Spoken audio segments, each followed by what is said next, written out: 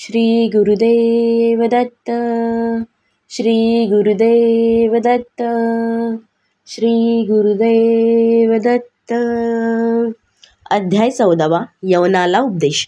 श्री गणेशाय नमः। नामधारक म्हणाले, हे योगेश्वरा ज्ञानसागरा, पोटदुखी असलेल्या ब्राह्मणाची व्यथा श्रीगुरूंनी दूर केली।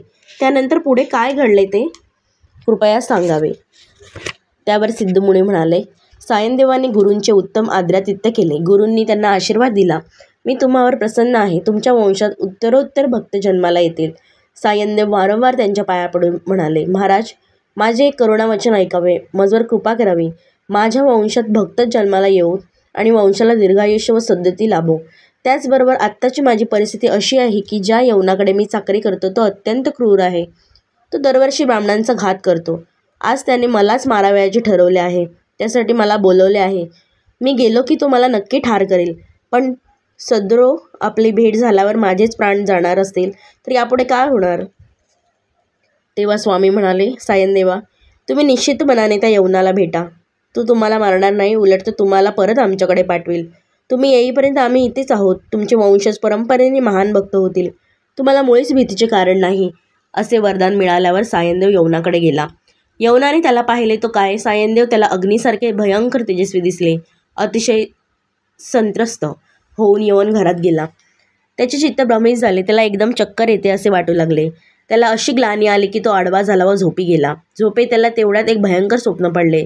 त्याला दिसले की कोणीतरी तेजस्वी ब्राह्मण त्याच्या अंगावर शस्त्राचे घाव घालून त्याचे तुकडे तुकडे करीत आहे। भयंकर भिवून तो स्वप्नातून जागा झाला।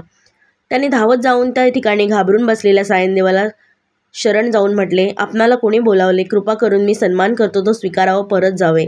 असे म्हणून त्याने सायनदेवांना वस्त्रे व भूषणे देऊन निरोप दिला। चकित व आनंदित होऊन सायनदेव परत गेले। नदीतीरी सद्गुरू नृसिंह सरस्वती शिष्यांसह बसले होते। तेथे जाऊन ते त्यांच्या पाया पडले। मी आता तुमचे चरण सोडणार नाही। आपणच मला वाचवलेत। आपणच उद्धारकर्ते आहात। मी आपल्याबरोबर येणार। मला शिष्य करून घ्या, असे ते वारंवार विनवू लागले।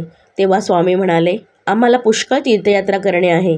दक्षिण दिशेला तीर्थयात्रा करण्यास आम्ही जात आहोत। 5 वर्षांनी परत येऊ तेव्हा तुम्हाला दर्शन घडेलच। तुमच्या गावाजवळ आम्ही राहू। आता तुम्ही घरीच राहावे। सायनदेवाची अशा प्रकारे स्वामींनी समजूत घातली। तेथून शिष्यांसमवेत ते तीर्थे पाहत पाहत वैजनाथ तिथे आले। त्या ठिकाणी ते गुप्तपणे राहिले। आपली कीर्ती, आपले नाव, आपली योग्यता कोणालाही कळू न देता ते राहिले। त्यावर नामधारकांनी विचारले, गुरूंनी गुप्तपणे का निवास केला? त्यांच्या शिष्यांना त्यांनी कोठे पाठवले? सिद्ध म्हणाले, मी पुढे काही सारे सांगतो। तुम्ही शांतपणे व श्रद्धेने ऐकावे। गुरुचरित्र अपार व आश्चर्यकारक आहे। 14वा अध्याय समाप्त। श्री गुरुदेव दत्त, श्री गुरुदेव दत्त, श्री गुरुदेव दत्त। पुढील अध्याय पाहण्यासाठी चॅनलला आत्ताच लाईक आणि सबस्क्राईब करून ठेवा। धन्यवाद।